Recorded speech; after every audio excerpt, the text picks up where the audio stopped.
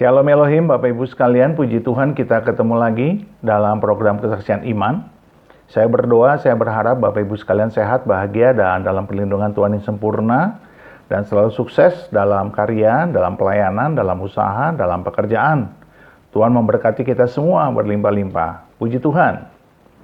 Bapak Ibu sekalian, hari ini kita akan bertemu dengan Ibu Lindsay Halimah. Sebenarnya beliau bernama Lindsay saja. Halimah itu adalah tambahan nama yang diberikan ketika beliau aktif dalam pergerakannya dalam dunia kekhalifahan, ya. Dan beliau adalah seorang yang penganut garis keras dalam agamanya yang lama. Dan mungkin kalau kita melihat kehidupan beliau mungkin sangat berbeda jauh dengan saat ini. Tetapi bagaimana beliau yang begitu keras, begitu radikal, begitu ekstrim, bisa berubah menjadi seorang penganut Kristus, pengikut Kristus, dan memiliki kasih Kristus. Ini luar biasa Bapak Ibu sekalian. Itu bermula ketika beliau mulai merasa tidak nyaman dalam pergerakannya, dalam aktivitas organisasi terlarangnya, ya, yang menjurus kepada terorisme. Dan beliau melakukan suatu doa, tahajud, sholat tahajud, meminta jawaban dari Tuhan untuk permasalahan pergumulan iman beliau. Dan ketika Tuhan tidak menjawab, Tuhan tidak memberikan respon, beliau mulai memutuskan keluar dari agamanya yang lama. Nah, Bapak Ibu sekalian, bagaimana kesaksiannya? Mari kita dengarkan bersama-sama. Tuhan memberkati. Nama saya Lin, sebut saja nama saya Lin ya. Saya lahir di Jakarta dalam keluarga Islam. Bapak saya tidak tahu apa kepercayaannya. Ibu adalah keluarga yang ketat dengan Islam, tapi nenek saya adalah dukun pengasih. Jadi dia masih ada kejawennya. Tapi ibu sudah dididik sangat keras dengan Islam. Saya sudah masuk ke pengajian, belajar membaca Al-Quran ya, dari juz amma sampai ke Quran besar.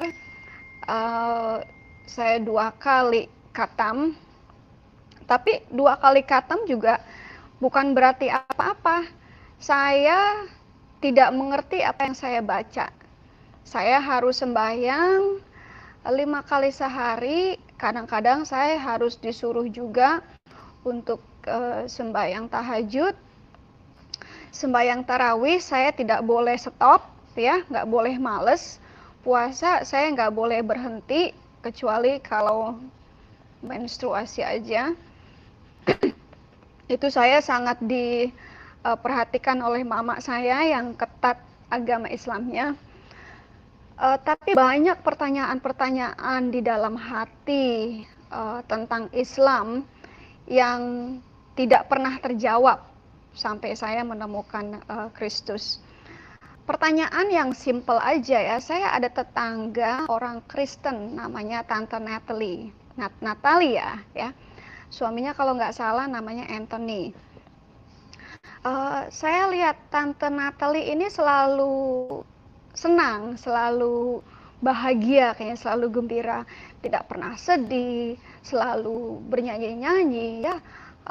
Om Anthony juga orangnya pendiam, tapi selalu welcome sama kita. Kita anak kecil-kecil ya, kalau main di emperan di depan rumah dia tuh, kita bikin berisik ya. Kita suka bilang, shh, jangan berisik, nanti Om Anthony denger. Tapi Om Anthony nggak marah. Dia malah buka pintunya untuk kita masuk, nonton TV bareng-bareng, gitu. Itu yang saya nggak habis pikir. Padahal kita semua ya, seluruh tetangga itu nggak ada Islam yang suka sama dia. Istilahnya kalau di depan dia sih kita muji-muji ya, baik-baik, tapi di belakang Tante Natal itu kita nggak suka sama dia karena dia Kristen. Selalu bilang, jangan deket-deket rumah Tante Natalie, ntar kamu jadi Kristen. Masuk rumah Tante Natalie aja itu nggak boleh.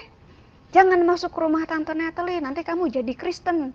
jangan masuk, pokoknya kalau disuruh masuk nonton TV di luar aja, jangan masuk ke dalam. Itu rumah orang Kristen, rumah najis, rumah haram, jangan masuk. Jadi kita agak-agak, anak kecil nih agak-agak gimana ya, sebelah pihak disuruh nggak boleh masuk, tapi di pihak lain, Tante Natalie baik banget, ada kue, ayo nih ada kue, masuk, ayo masuk. Jadi kita namanya anak kecil ya, kita masuk, nonton TV bareng, makan kue bareng, tapi kita mesti buru-buru keluar nih, nanti kalau mama kita nyari-nyari kita ketahuan di rumah Tante Natalie, bisa dimarahin. Itu jadi saya ngaji dari umur berapa itu? Umur 9 tahun ya. Dari umur 9 tahun sampai saya SMP, lulus SMP mungkin. Karena banyak pertanyaan yang saya pertanyakan itu di Islam tidak pernah terjawab ya. Jadi saya mulai agak-agak mencari-cari bagaimana caranya supaya saya tahu Islam ini yang sebenarnya apa. Lalu saya punya teman dekat ya, SMP, saya kasih nama aja ya, namanya Sarjono. Dia datang ke rumah saya, ngajakin saya ikutin pengajian. Dia bilang, oh ini pengajiannya kita bisa mengerti Al-Quran, kita ngebahas Al-Quran, kamu pasti suka deh gitu. Ya udah, kita ikutan. Saya make a deal sama dia ya, kita ketemuan di halte somewhere, terus kita ke tempat pengajian ini ya. Saya kan hafal tuh wilayah daerah Jakarta Selatan karena saya liburan ke situ.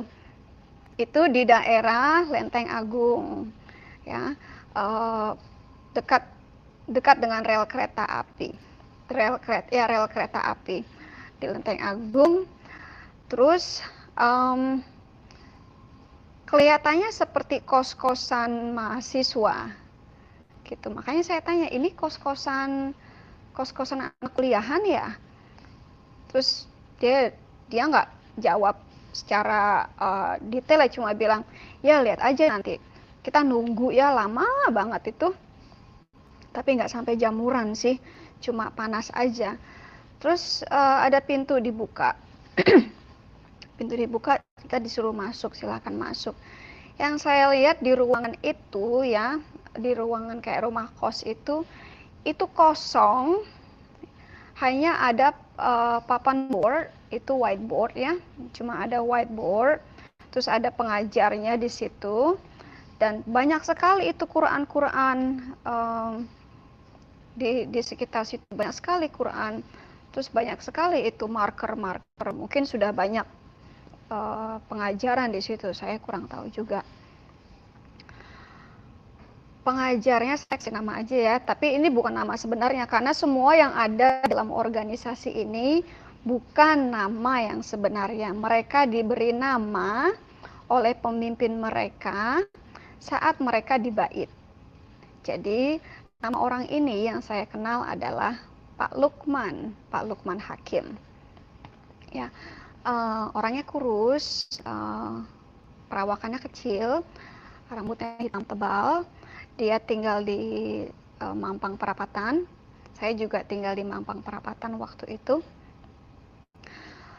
Dari pengajaran itu makan sekitar 3 jaman ya. Saya lapar, saya haus. Kita break dulu, beli makanan dulu, terus lanjutin lagi. Terus setelah selesai ya, kelihatannya saya udah mulai capek nih.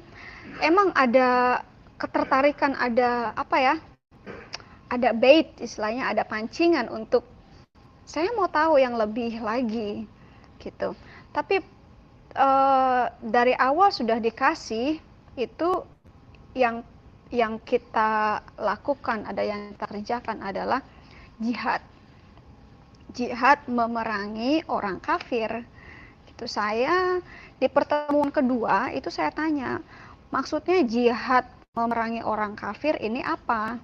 Apakah kita harus angkat senjata untuk memusnahkan semua orang kafir?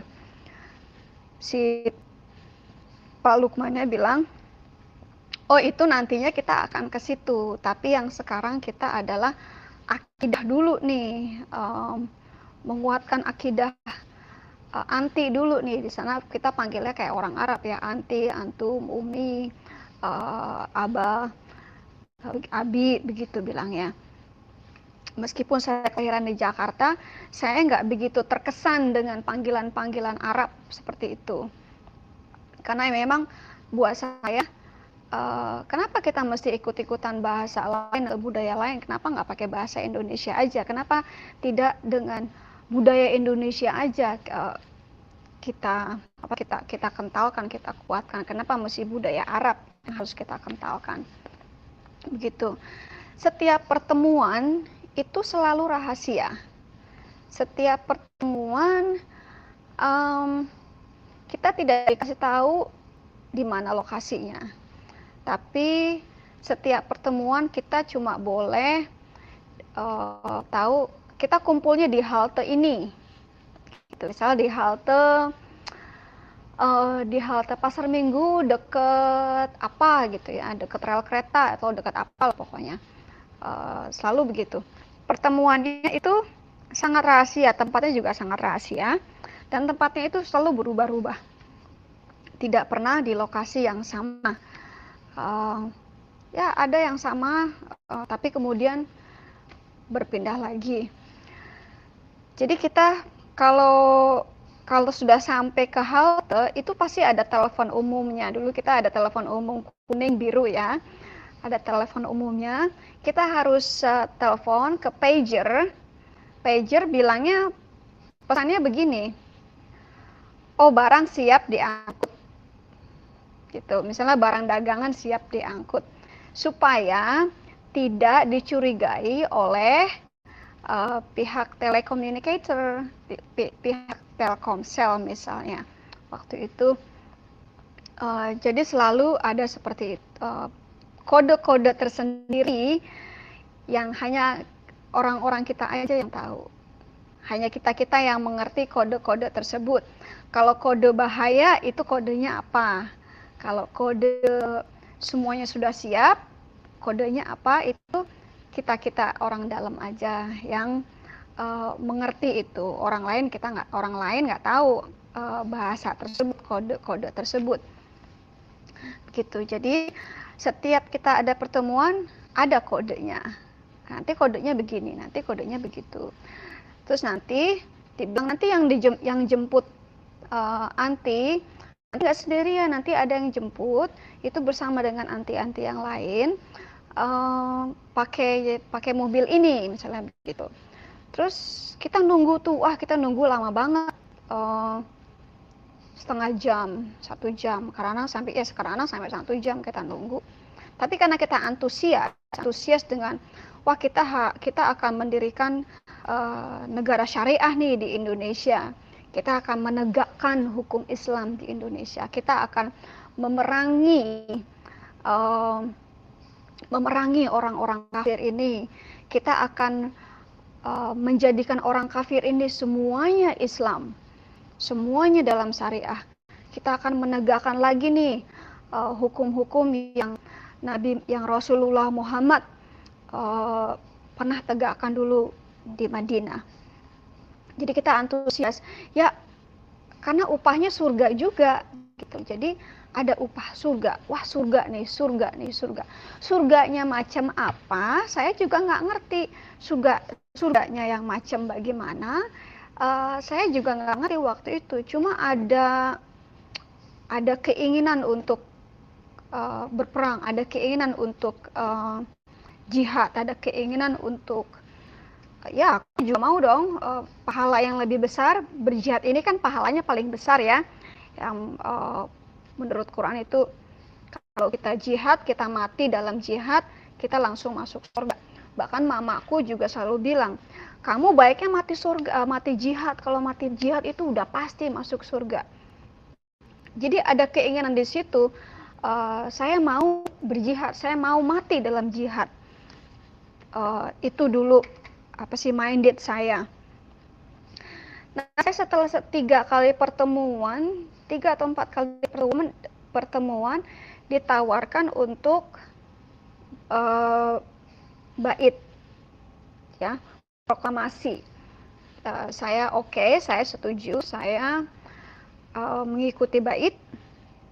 Itu ada 5 rukun Islam yang semuanya bukan rukun Islam yang selama ini kita diajarkan dalam pelajaran agama Islam waktu kita sekolah, ya. Ini beda sekali, jauh sekali, semuanya sudah jauh, semuanya untuk negara Islam Indonesia. Nah, setelah saya di bait, di bait itu makan waktu 2 malam. Jadi kita masih nginap 2 malam. Sehari penuh kita diberi akidah mengenai perang jihad ini. Diberi akidah bagaimana kita membenci orang-orang Yahudi dan orang-orang Kristen. Jadi sudah ada setiap kali kita datang akidah itu diberi kayak makanan, ya, diberi masukan. Kalau orang-orang ini adalah orang-orang yang patut dibunuh, orang-orang ini yang pertama akan dimusnahkan. Begitu. Saya di bait, nama saya diganti. Di situ saya diberi nama Halimah. Jadi boleh panggil saya Lindsay Murtad, karena saya, ya, sebenarnya waktu itu keluar dari Republik Indonesia masuk ke negara Islam Indonesia, tapi setelah itu saya murtadnya benar-benar keluar dari semuanya. Saya dipanggil Lindsay Murtad, saya dipanggil Lindsay Halimah, apapun lah, di dalam lingkungan NI itu saya dipanggil Halimah, Lindsay Halimah. Oke, saya sih nama bukan masalah, ya, bukan buat saya, karena yang saya tahu sekarang nih, nama saya sudah tercatat di buku kehidupan, dan nama saya diberi nama baru oleh Yesus. Jadi buat saya nama bukan lagi masalah. Kalau sekarang di hidup, nama di sini hanyalah untuk kerja dan social security, itu aja. Saya sudah di bait, saya udah mulai aktif, ya. Saya sudah tahu sel-selnya di mana, karena saya diberitahu, ya, sel-sel di mana, daerah mana. Saya masuk juga di per minggu itu ada rumah yang menjadi tempat akidah sekeluarga. Saya kasih nama aja, ya, namanya itu Bapak dan Ibu Nahar. Tapi itu juga bukan nama yang sebenarnya. Itu adalah nama pemberian dari mereka, dari orang NI ini. Nama sebenarnya mereka itu saya juga nggak tahu. Kita nggak ada yang tahu nama sebenarnya. Kecuali kalau kita pernah dekat, ya, sebelum masuk NI, jadi saya tahu. Itu ada level-levelnya, level pemerintahan. Misalnya kalau awal-awal, ya, kita cuma umat biasa aja, umat biasa, laskar biasa aja. Tapi kalau sudah lama, kalau sudah mempunyai banyak member, itu dinaikkan menjadi Musa. Jadi dinaikkan menjadi Musa. Kalau sudah membernya sudah banyak lagi, sudah meluas, ya, sudah lama juga, akidahnya makin mateng, naik lagi ke Abraham, naik ke Ibrahim. Itu naik lagi nanti ke Nuh naik lagi ke Hud. Habis itu ada Adam, ya. Mereka bilang Adam inilah pemimpin kita nomor 1, seperti presiden, ya, kalau di sistem pemerintahan itu seperti presiden, begitu. Nah, dalam pemerintahan itu selalu ada 2 orang. Jadi yang satunya, kalau di sini misalnya RT jadi wakil RT gitu, Pak Lurah jadi wakil lurah, Pak Camat jadi wakil camat, Pak Gubernur ada wakil gubernurnya. Jadi seperti itu, sama sistem pemerintahannya itu sama seperti sistem pemerintahan negara-negara sekuler gitu. Administrasinya juga mirip ya, sama persis dengan administrasi di negara Indonesia atau di negara sekuler. Sistemnya sangat rapi dan sangat rahasia, detail dan sangat dalam, dan mereka kaya loh. Mereka bilang mereka sudah memiliki dana yang sebenarnya bisa mengambil alih Indonesia. Dari jumlah dananya aja mereka bilang begitu. Yang mereka belum punya adalah jumlah umatnya. Jadi saya tidak tahu apakah sampai sekarang masih ada atau sudah hilang, karena teknologi kan berubah.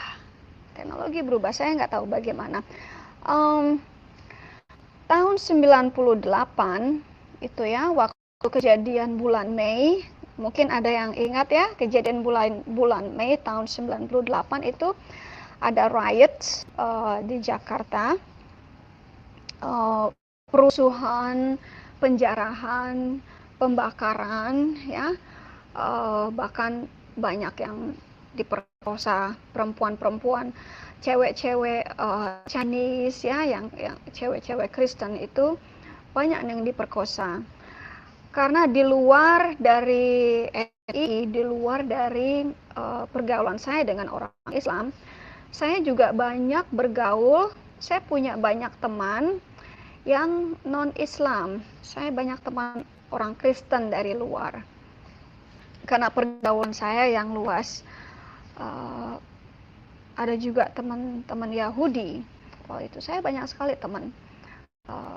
Tapi itu tidak saya kasih tahu ke teman-teman yang di NII. Itu mereka bilang itu nanti, istilahnya pengajaran mereka itu nanti gitu. Saya mau ekspresinya gimana ya, ada rasa galau ya waktu kejadian Mei 98 itu. Ada rasa yang kok tidak fit ya, tidak fit di hati saya, kok tidak manusiawi ya, tidak manusiawi di mata saya, di hati saya tuh seakan berontak. Ini sebenarnya Islam yang sesungguhnya atau bukan? Saya sempat konsultasi dengan Ibrahim saya, jadi pemimpin saya sempat konsultasi, apakah akan seperti ini yang akan kita kerjakan nih ya, seperti penjarahan, pembakaran toko-toko Cina, usaha-usaha Cina, bahkan pembunuhan orang-orang Cina atau penganiayaan orang Cina. Saya sempat nanya ke mereka dan mereka bilang itu akan terjadi, tapi nggak usah, kita nggak usah mikirin itu, nanti ada bagiannya, ada orangnya, kita hanya bagian administrasinya aja. Jadi yang saya tangkap waktu itu, saya masuk ke NI ini itu bagian administrasinya aja, jadi bagian akidahnya. Nah, bagian laskarnya, bagian yang apa sih kiranya pembelaan diri, peperangan, angkat senjata, angkat pedang, itu lain lagi. Jadi tugas jihad saya adalah jihad politik. Jadi saya bertempur dengan politik. Jadi bagaimana saya mempengaruhi orang dalam politik saya. Saya agak, oke, jadi saya nggak ikut campur ya.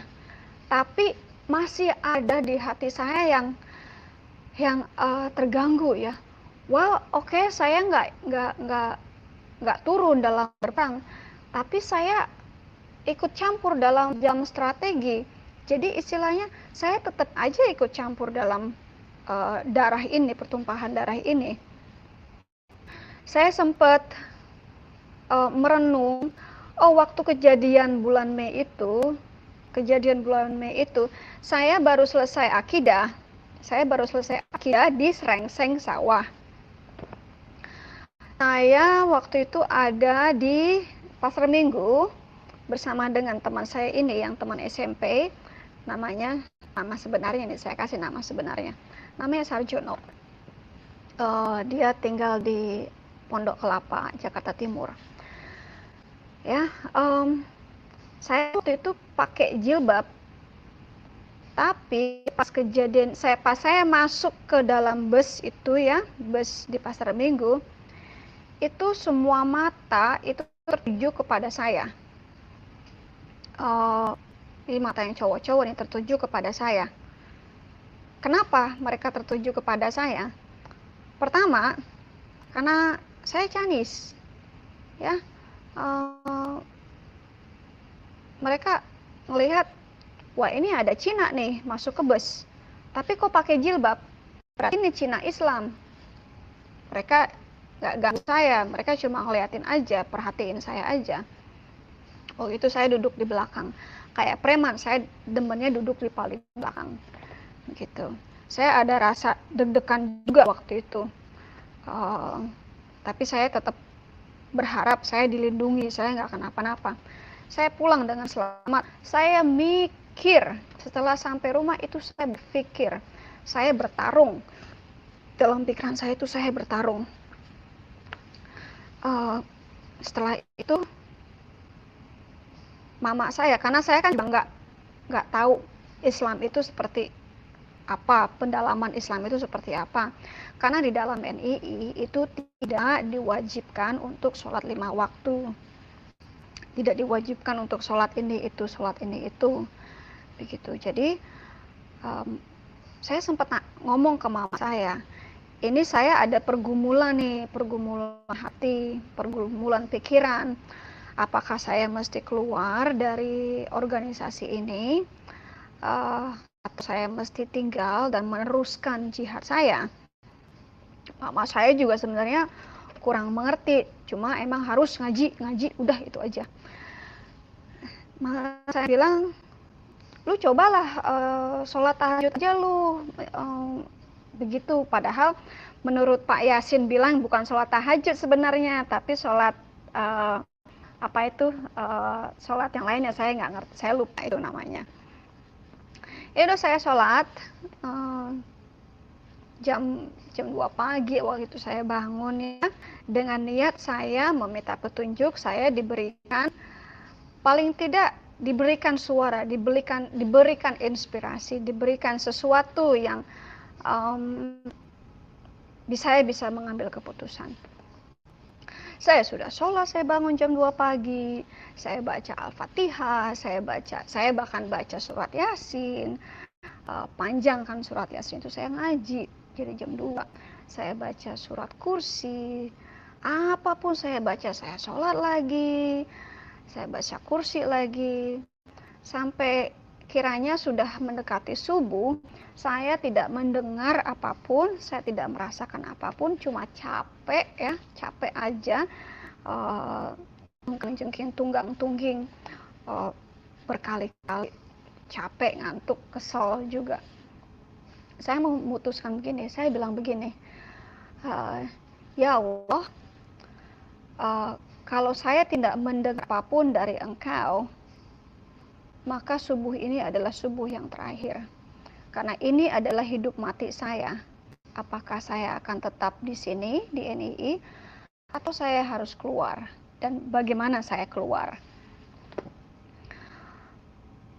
Oke, sampai subuh, sampai azan subuh, itu tetap tidak mendengar apa-apa, tetap tidak merasakan atau ada yang menginspirasi saya, apakah saya keluar ataukah saya tetap di sini. Lalu saya bilang begini, dengan kesel nih, saya kesel banget. Saya bilang gini, hei Allah, kalau sampai subuh ini, akhir sholat subuh ini, saya tidak mendengar apapun dari kamu, kamu tidak menunjukkan siapa kamu tidak memberikan jawaban pertanyaan saya, maka subuh ini adalah subuh yang terakhir bagi saya untuk menyembah kamu. Saya kasih kesempatan sampai subuh saya. Lalu saya sholat subuh, ya, masih berdoa meminta, nunggu. Tetap tidak ada jawaban, tetap tidak ada inspirasi. Akhirnya saya bilang gini,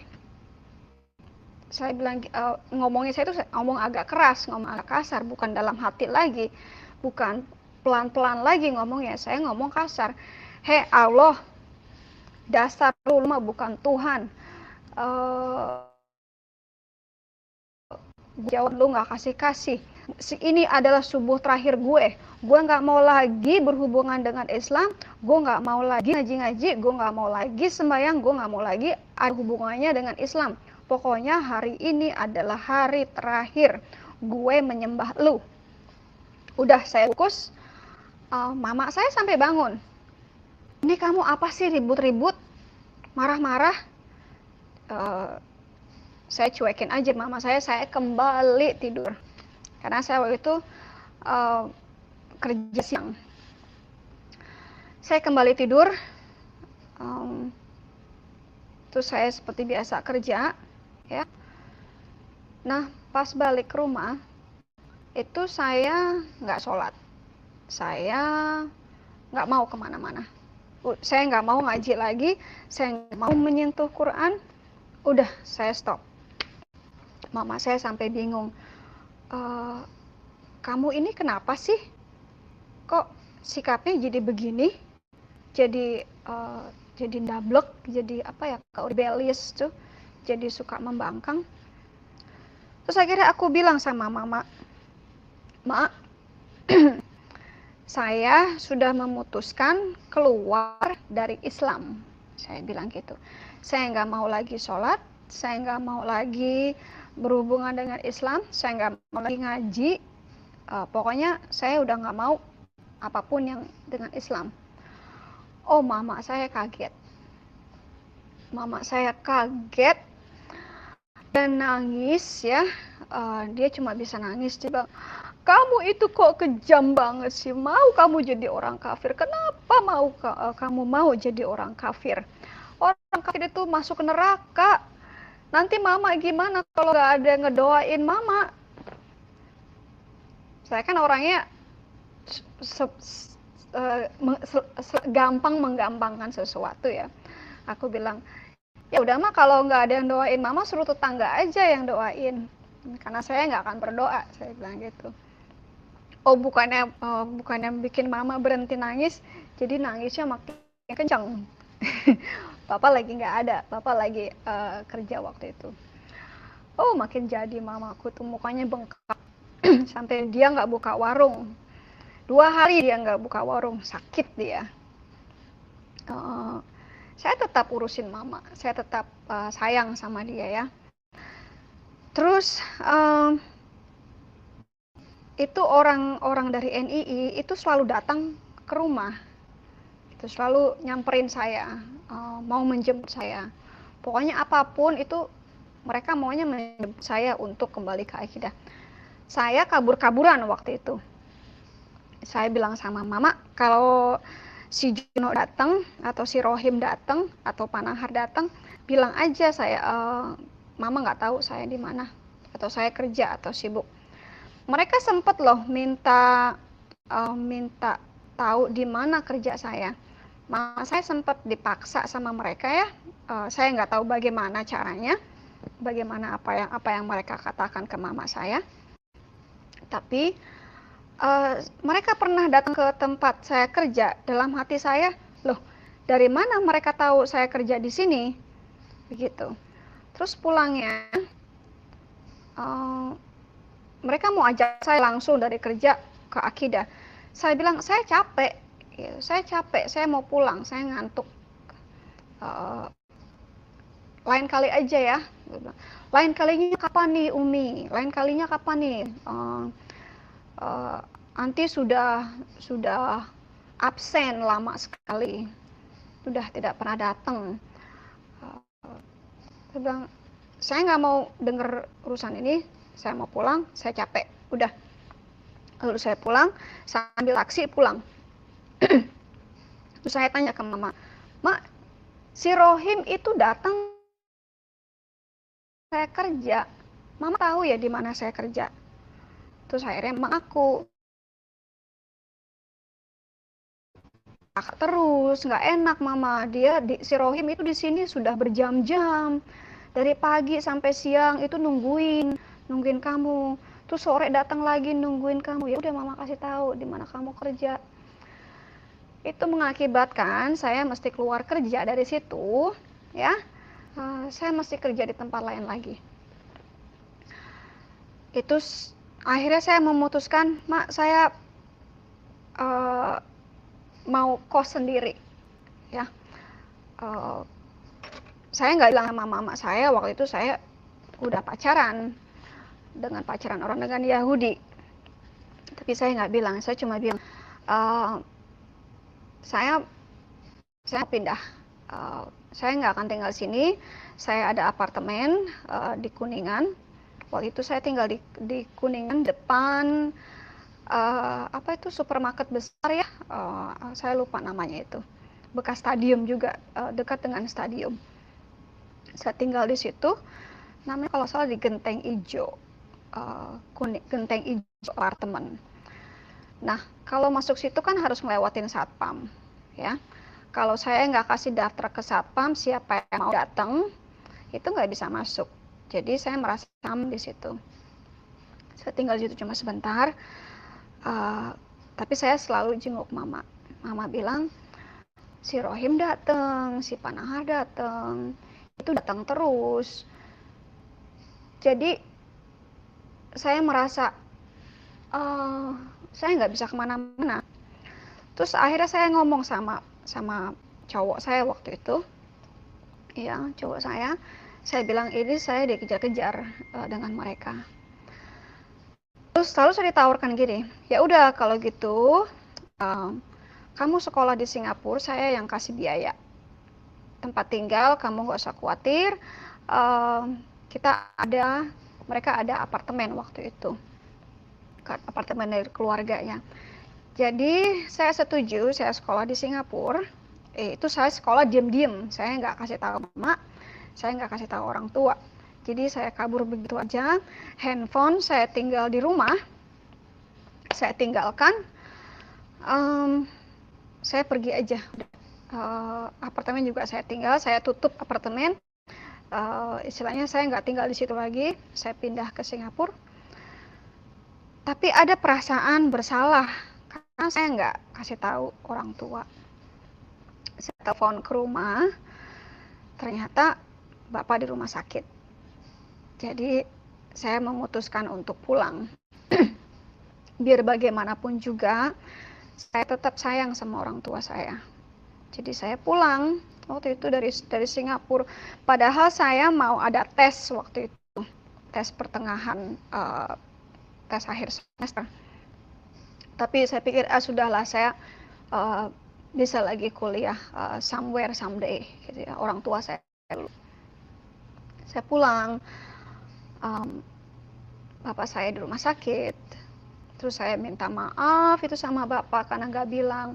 Mama juga nangis, itu kamu kemana, handphone ditinggal di rumah, apartemen nggak, orang satpam bilang kamu udah nggak tinggal di sini. Mama bingung mau cari kemana. Mama pikir kamu sudah diculik sama orang-orang itu, sama orang-orang NII.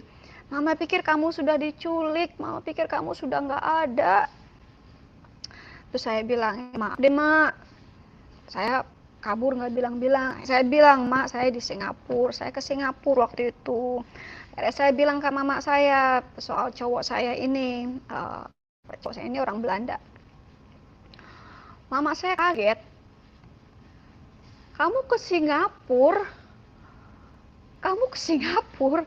Iya mak, saya ke Singapura, saya tunjukin paspor saya. Saya tunjukin paspor saya ke Singapura 6 bulan. Saya bilang saya itu lagi mau menghadapi ujian akhir, tapi karena bapak sakit, aduh perut saya bunyi pagi-pagi ini belum sarapan. Saya pulang, saya bilang gitu. Ya udah akhirnya karena saya merasa dikejar-kejar, karena saya juga banyak teman-teman ya orang bule ya, kebanyakan bule Yahudi. Itu jadi saya mulai kabur ke Hong Kong, mulai ke sini, mulai ke situ. Bilang dia itu diteror hampir setiap hari. Rumah itu ditongkrongin setiap hari sama mereka. Ya, bukan hanya ditongkrongin aja, ternyata mereka juga sudah memata-matai sekeliling rumah saya, di tetangga-tetangga ya, di blok-blok, di apa sih namanya, di gang-gang itu ya, yang mau masuk ke rumah saya, itu sudah banyak orang yang mengintai. Jadi mungkin kapanpun saya pulang, itu mereka akan kasih tahu. Kasian mama saya waktu itu, dia stres. Akhirnya ya saya buat undian lah ya, undian siapapun yang menikahi saya, yang bersedia menikahi saya akan ikut, saya akan pergi, saya akan nikahi sekarang, saat itu juga. Jadi saya ketemu dengan cowok ini, cowok Amerika, Jerman dari Amerika. Kita ketemu, itu cuma kita ketemu 2 hari ya. Kita ketemu hari Kamis, hari Sabtunya itu kita nikah. Cepet ya, kilat. Jadi kisahnya begini, kita Kamis, saya jemput dia di airport ya. Kita langsung apply untuk surat nikah. Terus Pak penghulunya bilang gini, oh mesti Islam dulu nih baru bisa nikah gitu. Terus bilang oke deh, kita berdua masuk Islam lagi. Jadi hari Jumatnya itu saya dan calon suami waktu itu kita mu'alaf, kita masuk Islam. Saya masuk Islam lagi, resmi di situ saya masuk Islam lagi. Saya mengucapkan syahadat lagi, suami juga, mantan suami juga masuk calon suami waktu itu juga mengucapkan syahadat lagi. Sudah resmi, kita dua-duanya dapat sertifikat mu'alaf ya. Oh mama saya senang banget karena saya sudah Islam lagi waktu itu. Waktu itu mama saya sudah sakit, sudah jatuh sakit. Jadi separuh badannya itu yang sebelah kanan tidak berfungsi ya. Tidak berfungsi, lumpuh separuh. Tapi saya bisa lihat mama saya senang saya menikah. Itu proses pernikahan itu saya negosiasi dengan Pak Penghulu ya. Saya tahu atasan penghulu ini siapa. Terus kita negosiasi lewat telepon. Dia bilang, Bu, ini saya bisa nikahin ibu minggu depan. Saya minta 5 juta. Dia minta 5 juta untuk nikahin saya dengan suami. Saya bilang gini, Pak, emangnya uang bisa dikubur dari tanah ya? Bisa digali dari tanah? Saya bilang, saya tahu atasan Bapak, sekarang ini juga saya bisa telepon atasan Bapak, dan hari ini juga Bapak dipecat. Saya bilang gitu. Oh, jangan Bu, jangan begitu, jangan begitulah Bu. Ya udah, kita negosiasi aja. Akhirnya negosiasi, kita setuju 1 juta.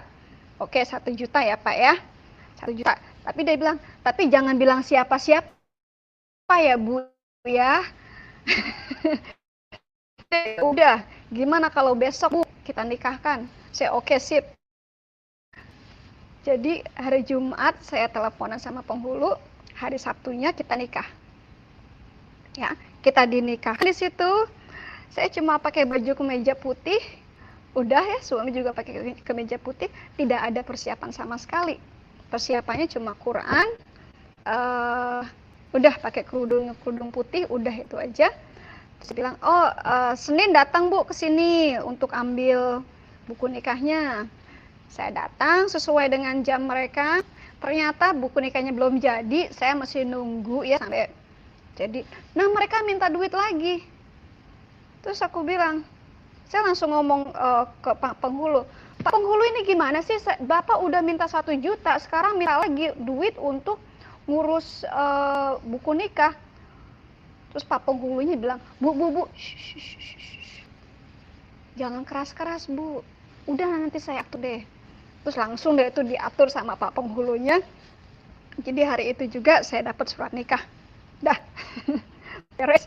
Itu kisah mu'alaf sehari ya. Kisah mu'alaf dalam sehari. Saya kembali seperti biasa. Singkat cerita, saya pindah ke Amerika. Itu cepat sekali ya waktunya. Kurang dari seminggu itu saya sudah pindah ke Amerika. Jadi hari Rabu saya dapat visa, hari Kamisnya kita terbang ke Amerika. Singkat cerita, itu kan kejadian tahun 2001. Tahun 2012 saya sebenarnya sudah mulai masuk ke gereja. Tapi saya belum menerima Yesus, baru masuk ke gereja aja. Ikut nyanyi-nyanyi ya, ikut nyanyi-nyanyi persembahan. Tapi setiap kali saya mendengar mereka menyanyi nama Yesus, itu ada di hati saya yang terganggu. Kok saya nggak suka ya dengar lagu-lagu nama Yesus ini. Oke, dengar nama Tuhan, Lord, it's fine. Tapi begitu ada kata Yesus di dalam lagu itu, ada rasa yang ada kebencian. Saya sudah sering masuk ke gereja tahun 2000. Saya ikut nyanyi-nyanyi, tapi setiap kali ada lagu yang dengan nama Yesus, itu ada kebencian saya. Saya nggak suka dengan nama Yesus ini. Ada penolakan di hati saya. Ya, kalau si pendetanya berkhotbah pun, saya senang. Tapi setiap kali ada dia sebut nama Yesus, itu saya merasa terganggu, merasa terusik, merasa saya nggak suka dengan nama ini. Itu tahun 2012 setelah selesai makan malam dengan anak-anak ya, saya masuk ke rumah, setel iTunes ya, dengar lagu-lagu Kristen dengan roommate saya waktu itu orang Kristen. Ada satu lagu yaitu yang selalu mengiang kepala saya ya, King of King, Lord of Lord, He is Jesus.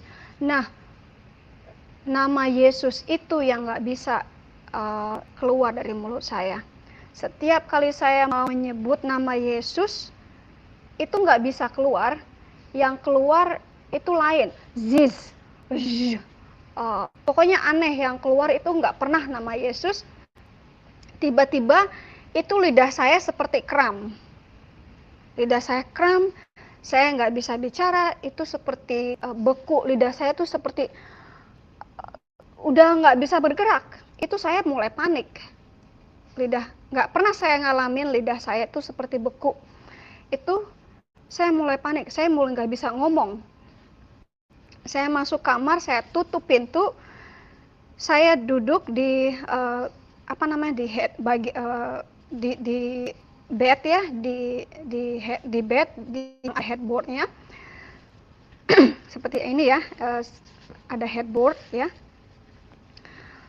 Itu saya mencoba untuk mengeluarkan nama Yesus, nyanyi dengan nama Yesus, nggak bisa keluar. Nama Yesus itu nggak bisa keluar dari mulut saya. Saya sampai berkeringat ya, saya sampai nangis karena sakit di lidah saya, nangis juga karena frustasi. Nah, akhirnya saya udah frustasi banget.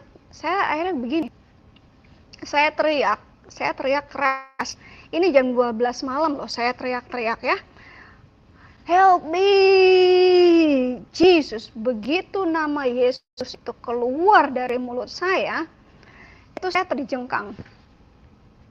Dan saya merasakan ada kuasa yang sangat gelap, yang sangat hitam, yang sangat jahat. Itu keluar secara violence, itu keluar secara abstrak, secara violence, kasar keluarnya. Nah, saya juga merasakan itu seakan ada gelas yang menutupi saya itu pecah. Itu yang saya rasakan. Secara bersamaan, setelah kegelapan itu keluar, secara bersamaan saya melihat di sebelah kiri pintu saya ini terkuak, dan ada cahaya yang masuk. Cahaya masuk begitu terangnya, cahaya itu menerangi seluruh kamar saya waktu itu. Di saat cahaya itu menerangi, ada rasa damai. Seterangnya cahaya itu mata saya nggak sakit, seperti kalau kita ngelihat matahari ya, kan mata kita sakit. Mata saya nggak sakit. Begitu cahaya itu menghilang dari kamar saya, lewat pintu juga ya,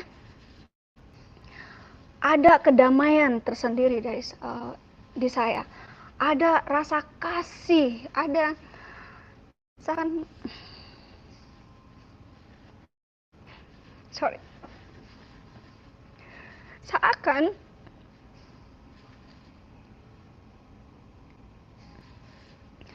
seakan ada yang memeluk saya waktu itu. Pelukan yang tidak pernah saya temukan, yang tidak pernah saya dapat, kasih yang tidak pernah saya dapat, damai yang tidak pernah saya dapat malam itu. Lalu saya lihat, saya sadar kalau pintu saya terbuka separuh. Saya pikir, tadi siapa yang masuk ke kamar saya dengan cahaya segitu dahsyatnya sampai membukakan pintu kamar saya. Saya nggak pernah kunci kamar waktu itu. Saya ada anjing, jadi saya nggak khawatir ada yang masuk, ada orang-orang aneh masuk. Saya tertidur dengan iTunes yang masih bernyanyi di dapur. Saya tertidur dengan kasih, dengan air mata yang masih mengalir. Saya ketiduran. Itu rasa yang dahsyat, yang sangat dahsyat, itu pelukan yang sangat dahsyat. Paginya saya mulai mau kerja lagi, saya ceritakan hal itu ke roommate saya, namanya Joanne. Saya ceritakan ke dia. Dia cuma bilang gini aja, I'll call you later. Udah gitu aja. Ya. Jam 4 dia telepon saya di cellphone. Saya keluar kerja kan jam 5 ya. Tapi saya minta izin sama bos untuk bisa keluar jam 4.30. Jadi saya bisa sampai rumah jam 5. Oke, dia setuju. Saya keluar jam 4.30. Jam 5 saya dijemput. Saya lagi cari tisu nih, di sini enggak. Saya dijemput sama Joanne ke gerejanya dia. Lalu di situ ya, karena saya sudah familiar dengan lingkungan gereja, jadi tidak ada yang aneh lagi. Aduh, maaf nih Pak Ibu, hidung saya meler. Saya acara service itu pendeta Joyce, dia tanya, siapa di sini yang belum menerima Yesus Kristus sebagai juru selamat dan ingin menerima Yesus Kristus sebagai juru selamat? Saya langsung angkat tangan. Saya maju ke altar ya. Saya maju ke altar, lalu saya mengikuti doa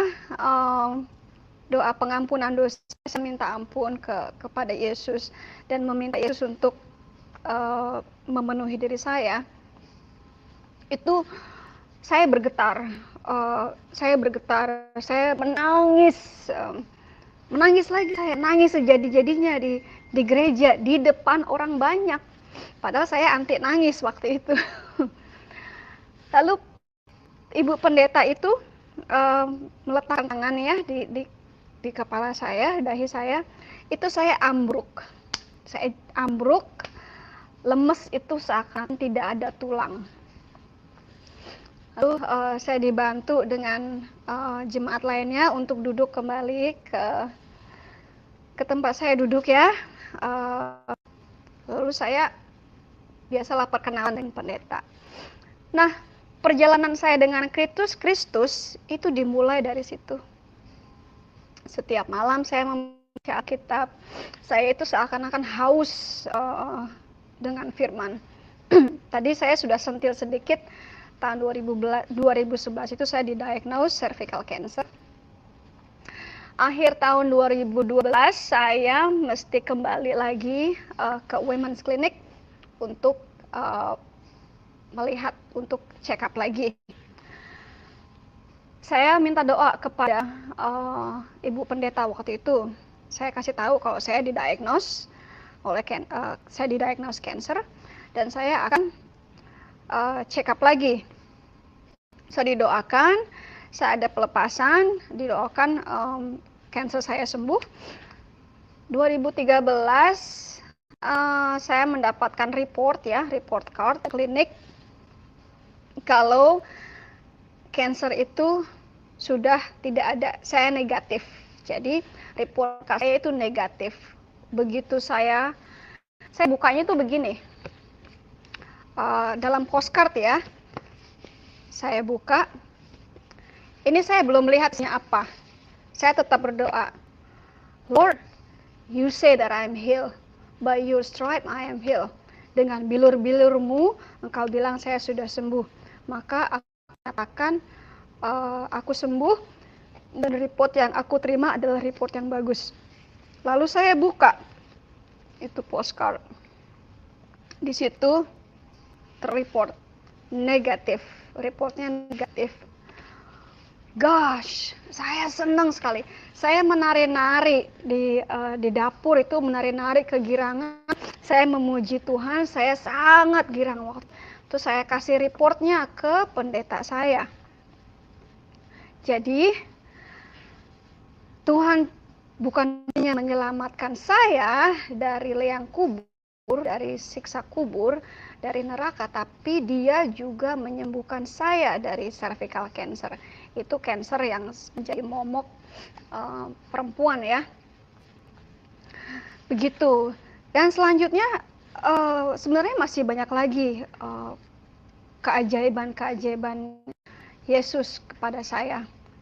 Seperti yang saudara lihat, saya sekarang ada di sini.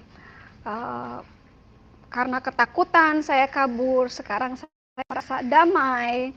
Begitu saya terima Kristus, saya kasih tahu teman-teman semua, kasih tahu keluarga. Pertama yang saya dapatkan dari keluarga saya, itu apa? Ancaman. Kamu sudah jadi orang kafir, kamu sudah keluar dari keluarga. Bahkan paman saya yang datang ke pernikahan saya waktu itu mengancam untuk membunuh saya kalau saya datang ke Indonesia. Begitu. Teman-teman saya yang dulunya itu baik ya, saya kan banyak bergaul, banyak teman, itu semuanya pergi, tidak ada yang stay sama saya. Bahkan ada yang bilang, saya gak mau lagi berteman sama kamu sampai kamu kembali seperti semula. Namanya Rosi, dia orang Padang, dia anak orang Padang ya. Waktu itu tinggal di Denmark. Sekarang saya tahu kabar terakhir yang saya tahu dia bercerai dengan suaminya dan gak tahu hidupnya bagaimana. Itu mungkin balasan Tuhan, tapi saya berdoa agar Roh Kudus menjamah hatinya dan memperlihatkan Yesus kepada dia juga, dan saya berdoa agar dia menerima Kristus saat ini. Saya nggak tahu dia ada di mana sekarang. Jadi perjalanan saya dengan Kristus itu tidak mudah, banyak sekali perjuangan pasti hati ya yang mesti diperbaiki. Dulunya kan saya ini orang sombong, dulunya saya ini orang judes ya, orang galak. Sekarang mereka nih teman-teman saya nih, saya ketemu teman saya juga ya dulu dari Arvisco ya, dari production house, melihat perubahan saya. Yang dulunya saya itu judes, sekarang jadi pengasih. Kenapa saya jadi pengasih? Karena ada Yesus di hati saya. Karena ada Yesus yang hidup dalam diri saya. Semua kebiasaan-kebiasaan jelek dulu ya, itu semuanya hilang. Penyakit-penyakit yang ada pada diri saya itu juga hilang. Dulu saya sempat kena fibromyalgia. Itu sakit ya, sakit di badan seperti ditusuk-tusuk. Itu sejak saya umur 16 tahun. Tapi begitu saya terima Kristus, penyakit itu hilang. Saya tidak lagi merasakan sakit-sakit badan. Tapi karena kerja saya sekarang nih adalah kerja roh ya, berperang melawan roh. Jadi setiap hari kita doa, setiap malam kita doa. Kadang-kadang saya berpuasa 24 jam, 48 jam atau sampai 72 jam hanya dengan air putih aja, tidak makan apapun. Serangan-serangan dari pihak roh jahat itu makin besar. Berapa kali suami saya harus ke rumah sakit, hanya false alarm, istilahnya laporan bohong ya. Berapa kali saya jatuh sakit, saya pikir saya akan mati.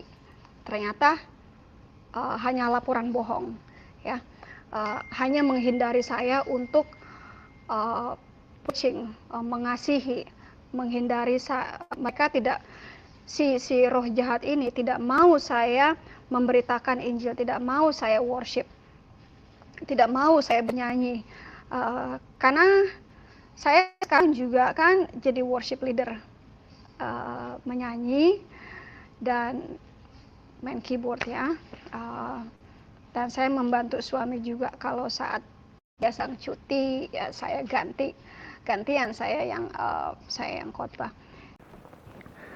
Puji Tuhan, puji Tuhan, puji Tuhan, Tuhan baik, Tuhan sayang kepada Ibu Lindsay Halimah, dan beliau akhirnya dijamah Tuhan, ditangkap Tuhan, dan mengalami kelahiran baru, pertobatan, dan menerima Yesus sebagai Tuhan dan Juru Selamatnya secara pribadi.